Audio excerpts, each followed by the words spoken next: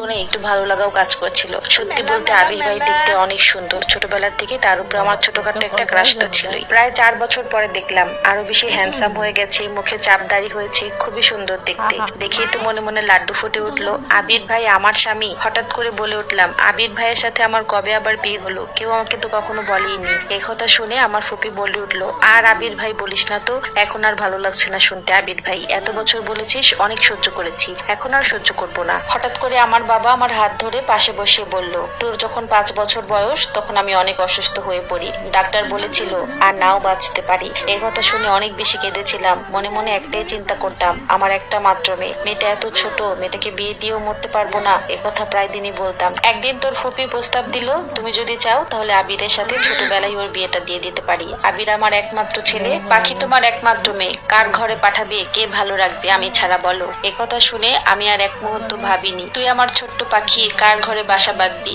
তার চেয়ে ভালো ফুপুর ঘরেই থাক, ফুপু তোকে আদর করে মায়ের যত্ন দিয়ে রাখবে। খুব মন খারাপ লাগছিল, অঝরে কাঁদছিলাম। আমার নাম পাখি। মনে মনে স্বপ্ন দেখতাম মুক্ত আকাশে উড়বো, তবে স্বামী হয়ে গেলে সেটা কি কখনো সম্ভব? যাই হোক, কিছুক্ষণ কাঁদার পরে সবাই খাওয়া দাওয়া করলো। খাওয়া দাওয়ার কিছুক্ষণ পরে কাজে আসলো। ছোটবেলায় যেহেতু বিয়ে হয়েছে তেমন ভাবে সবকিছুই হয়নি, তাই কাজে এসে আমাদের বিয়েটা আবার পড়ালো। আমি এ পাশের রুমে, আবির ভাই ও পাশের রুমে। হঠাৎ করে কেন জানি মনে হচ্ছিল দুনিয়াটা আমার ওলট পালট হয়ে গেছে। সকাল অব্দি তো ভালোই ছিলাম। বিয়ে নিয়ে একটা মেয়ের মনে কত রকম স্বপ্ন থাকে, তবে আমার স্বপ্নগুলো সব এভাবে ভেঙে যাবে সেটা কখনো কল্পনা করিনি। শুধু একটা স্বপ্নই বাস্তব হয়েছে, যেটা আমার মায়ের শাড়ি পরে আমার বিয়েটা